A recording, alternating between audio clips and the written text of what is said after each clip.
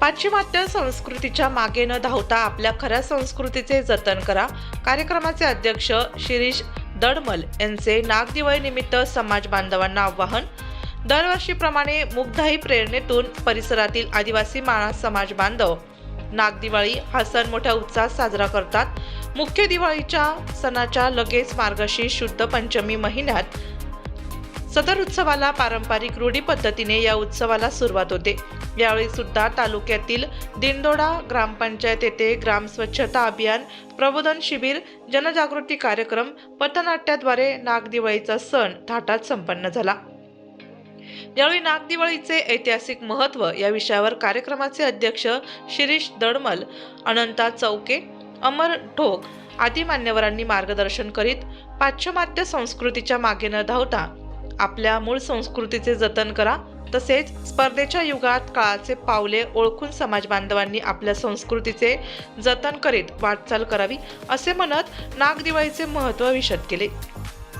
यावेळी तंटामुक्ती गाव समितीचे अध्यक्ष श्रीकृष्ण धाडसे, सरपंच गुणवंत ठेंगणे, वाकडे सर, रामकृष्ण टेकाम, गुरुदेव सेवा मंडळाचे अध्यक्ष अमोल बोडे तसेच इतर मान्यवर ग्रामस्थ मोठ्या संख्येने उपस्थित होते. सर, नुकतीच या ठिकाणी नागदिवाळी साजरी झाली. नेमकी नागदिवाळी काय?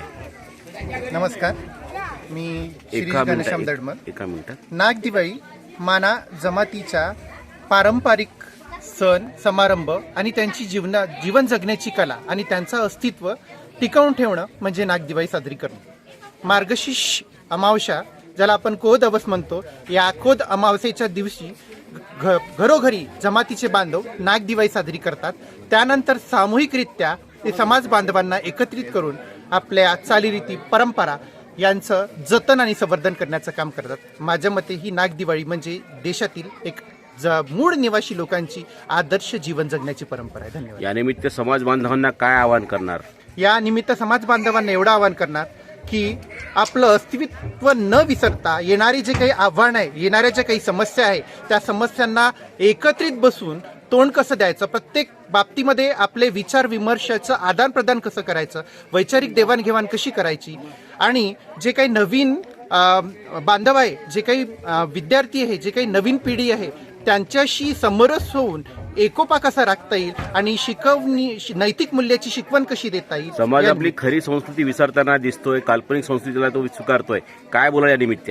पाश्चिमात्य संस्कृतीचं आक्रमण तसेच शिक्षणाचा जो वाढलेला प्रभाव आहे, मूळ प्रभावापासून आपण कुठेतरी भरकटत आहोत. जल, जंगल आणि जमीन ही बिरसा मुंडांनी दिलेली शिकवण आपण कुठेतरी विसरत आहोत. त्याचं जतन संवर्धन व्हावं. सोबतच प्रस्तावित व्यवस्था सुद्धा याच्यावर अतिक्रमण करताय. काय बोलाल? जरूर. प्रस्तावित व्यवस्था याच्यावरती अतिक्रमण करत आहे, कारण की त्यांना सुधारणा हव्या. पण सुधारणा असताना देखील मूळ प्रभाव कुठेतरी टिकवून ठेवणं महत्वाचं. धन्यवाद सर. प्रकृती पूजक आहोत. तर या पंचनागराजांच्या स्मरणार्थ नागपंचमी आपल्या देशामध्ये काय केली जाते? साजरी केली जाते. आणि माना जमातीच्या संदर्भात जर बोलायचं झाल्यास नागदिवाळी संस्थापकांपासून तर त्या जमातीच्या संरक्षणापर्यंत जे जे लोक झटले, जे जे पूर्वज आहे, जे जे राजे लोक आहे, ज्या ज्या समाज संघटिका आहे, त्यांनी बलिदान दिलं. त्यांच्या स्मरणार्थ नागदिवाळीचा सण साजरा केला. हा समाज घडतो, एक व्यक्तिमत्व घडतं. आणि या गावचे जे जावई खुशालरावजी यांना माहितीच आहे संघटन म्हणजे काय. कारण की सन्माननीय अमोलजी बोडे, अध्यक्ष गुरुदेव सेवा मंडळ दिंडोडा खुर्द, मला हा सन्मान या ठिकाणी अध्यक्ष म्हणून दिला. प्रतिनिधी हितेश राजन हिरे, वरोरा, जिल्हा चंद्रपूर.